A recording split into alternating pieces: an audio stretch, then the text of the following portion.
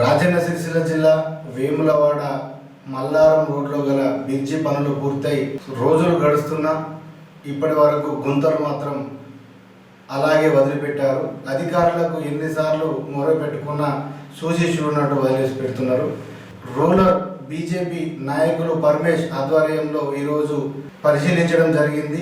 ఆ యొక్క గుంతలను వెంటనే అధికారులు చొరవ తీసుకొని గుంతలను కూర్చిపెట్టి రహదారిపై వెళ్లే వారికి ఎలాంటి ఇబ్బందులు కలగకుండా చూడాలి, లేకపోతే బీజేపీ ఆధ్వర్యంలో ధర్నా కార్యక్రమం నిర్వహిస్తామని చెప్పి బీజేపీ నాయకులు పరమేష్ హెచ్చరించడం జరిగింది.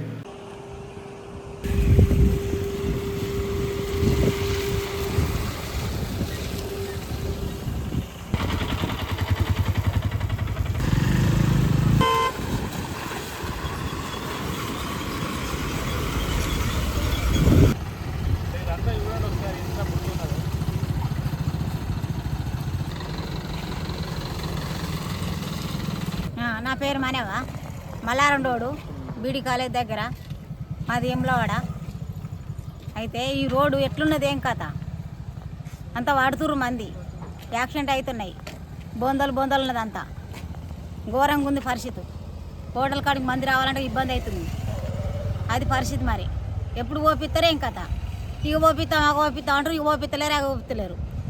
ఎండాకాలం అయితే దుమ్ము, ముఖం పౌడర్ లేకున్నా పర్లేదు, అది ఆ దుమ్ము పడటానికి అంత ఘోరం పరిస్థితి ఉన్నది. మరి ఇక్కడ మీరు ఎప్పుడు చేస్తారు చెప్పుర్రు, మాకు ఘోరంగా మంది పడుతురు, బర్రెలు గోదలు అన్నీ తాళతోటి కట్టేసి ఇటు పక్కన అత్తనే అంత వాళ్ళు పడుతుంది, అది ముచ్చట చెప్పేది. మరి మల్లారం రోడ్డులో ఉన్నటువంటి కల్వర్టు పై రోడ్డు నిర్మించి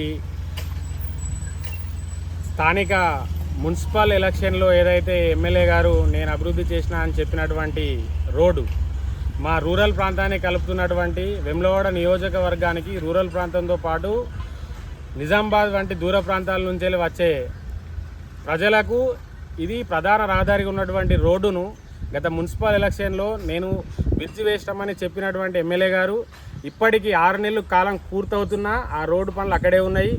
ఈ రోడ్డు పైన మీరు రోడ్డును పూర్తిగా నిర్మించకపోవడం వల్ల మేము గతంలో కూడా 2-3 సార్లు ప్రెస్ మీట్లలో కూడా చెప్పడం జరిగింది. మీరు అయినప్పటికీ దాన్ని పట్టించుకోకపోవడం వల్ల ఈరోజు వర్షానికి పూర్తిగా బురదమయమై బండ్లు రావాలంటే ఇబ్బందికరంగా ఉన్నది.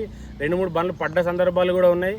మీరు ఎలక్షన్ ప్రచారంలో చేసినామని చెప్పుకున్నారు కదా, ఎలక్షన్ ప్రచారం వరకే ఉన్నది. అది వెంటనే ఇది పూర్తి చేయాలని Bharatiya Janata party Vemulawada rural party తరఫున డిమాండ్ చేస్తున్నాం.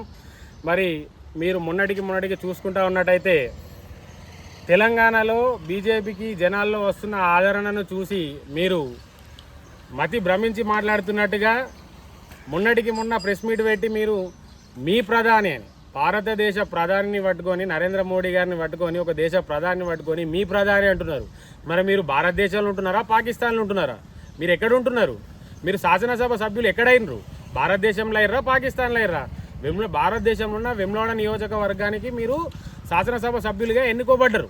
మీరు ఒక శాసనసభ స్థాయిలో ఉన్న వ్యక్తి ఒక దేశ ప్రధానిని పట్టుకొని మీ దేశం అని మాట్లాడడం బట్టే మీ ప్రజలకు అభివృద్ధికి మీకు ఉన్న చిత్తశుద్ధి ఏందో తెలుస్తూ ఉన్నది.